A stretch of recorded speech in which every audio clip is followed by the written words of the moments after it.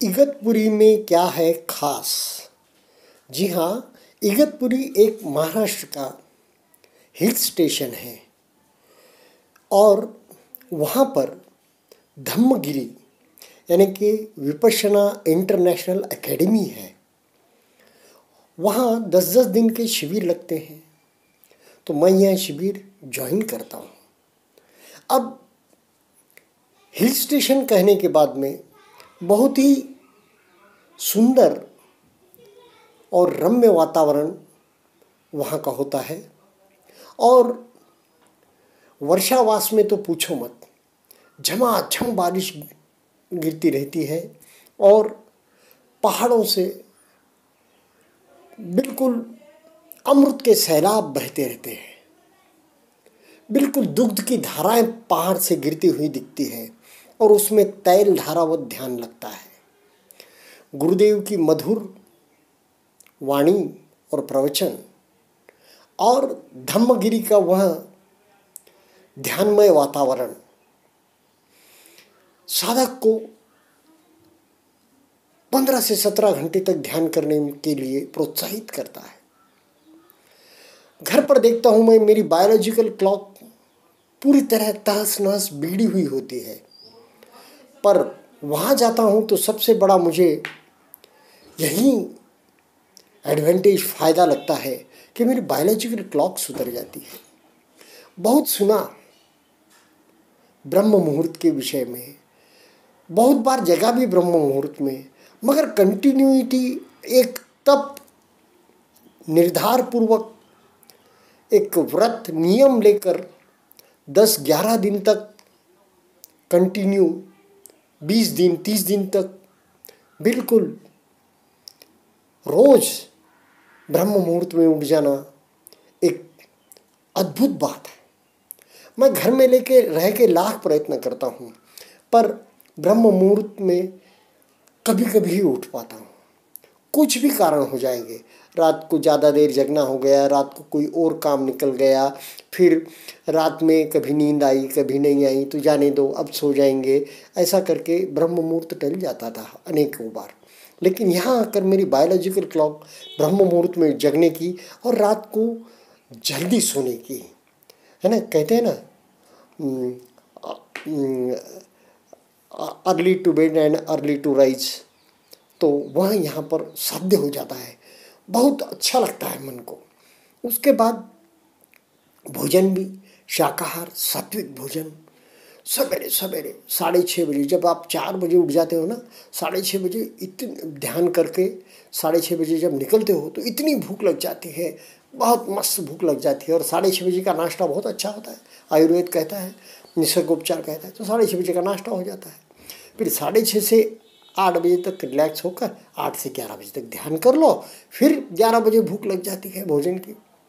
फिर शाम को तो कोई भूख लगती है ना करती है, फिर शाम को नींबू पानी ले लेते हैं 5 बजे, तो बस उसी पे चल जाता है।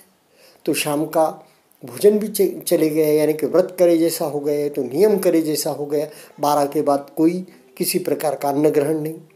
तो इस प्रकार धम्मगिरी जाने से बहुत लाभ हो जाता है। फिर मौन का लाभ, मौन का लाभ तो बहुत अद्भुत है। लोग कहते हैं भाई वाणी का मौन क्या, मन का मौन करो। हाँ भाई, मन का मौन तक पहुंचने के लिए वाणी का मौन और शरीर का संयम परम आवश्यक है। उसके सिवा मन का मौन साध्य नहीं हो सकता। तो इसलिए फिर वाणी का मौन हो जाता है।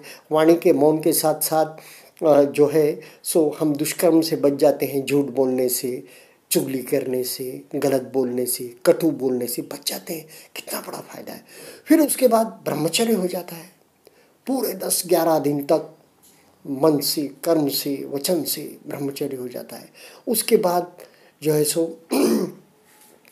चोरी नहीं करूँगा, इस प्रकार का जो एक शील होता है वह भी पूरा हो जाता है। और उसके बाद आरण्य सेवन, आहा पूछो मत, आरण्य सेवन का तो ऐसा लाभ मिलता है। भांति भांति के पेड़ है इगतपुरी में, दुनिया भर के जो वैरायटीज़ है पेड़ों के, वहाँ लाकर साधकों ने एक एक औषधि वनस्पति लगाई है। और ऐसे सुंदर पेड़ पौधे और फूल है कि पूछो मत। और पेड़ पौधे और फूल है तो फिर उतने ही पक्षी भी है। पक्षियों का गाना, मधुर गान सुनते सुनते तो ध्यान की तरंग ऐसी प्रभावित करती हैं। और मैं कहता हूँ घर को छुट्टी लेकर मैं ध्यान करने की कोशिश करता हूँ, लेकिन 5-7 घंटे के ऊपर ध्यान नहीं कर सकता, 5-7 तो छोड़ो 3 घंटे के ऊपर भी नहीं कर सकता, वहाँ 17-17 घंटे ध्यान हो जाता है। क्या यह भूमि का प्रभाव है? क्या वो तपोभूमि इतनी तप कर हो गई है कि किसी भी जीव को 17 घंटे बैठने के लिए, साधना करने के लिए बाध्य कर देती है? या फिर वहाँ की ध्यान की तरंगे, या फिर जो सामूहिक चीज है, संघ में एक साथ जाकर जब हम ध्यान करते हैं तब जो फायदा, वो फायदा है, बस पूछो मत, है फायदा। फिर शाम को गुरु जी के 1 घंटे के प्रवचन, मंगलमय प्रवचन, अच्छी से अच्छी बात सुनने को मिलती है, धर्म की बात सुनने को मिलती है। सवेरे गुरु जी के धर्म के दोहे गाए हुए सुनने को मिलते हैं, मंगल वंदना सुनने को मिलती है गुरु जी की। इस प्रकार वहाँ का वातावरण जो है, अरण्य सेवन हो जाता है। सदा सेवी अरण्य तारुण्य काली, मिले ना कदा कल्पने चेनी मिले, ऐसा संत रामदास कहते हैं मराठी में। तो वैसा हो जाता है। तो उस अरण्य सेवन के भी अपने लाभ है, एकांत सेवन हो जाता है, न जाने कितने लाभ हैं। और फिर घर वालों के लिए तो हम मर चुके होते हैं, एक प्रकार से हम उनके लिए अस्तित्वहीन होते हैं, न संपर्क है न कुछ है। तो हमें भी एक प्रैक्टिस हो जाती है निर्वाण की, हमें भी एक प्रैक्टिस हो जाती है घर छोड़ने की, और उन लोगों को भी हमारे बगैर रहने की एक प्रैक्टिस हो जाती है। क्यों दुखी करना अचानक जाकर किसी को, बार बार ऐसी प्रैक्टिस कराते जाना। और फिर वहाँ रहने से क्या हो जाता है कि मन एकदम जो सो निखम्म पारमी जिसे कहते हैं, संन्यास की पारमी, भिक्षु बन जाते हैं हम। जो दिए, जो दान में मिला उसमें समाधान मानना, जो भी भोजन मिल गया हो। तो मुझे तो भोजन बहुत ही सुपर लगता है वहाँ का। सवेरे की इतनी गर्म चाय, इतना गर्म भोजन होता है कि बस पूछो मत।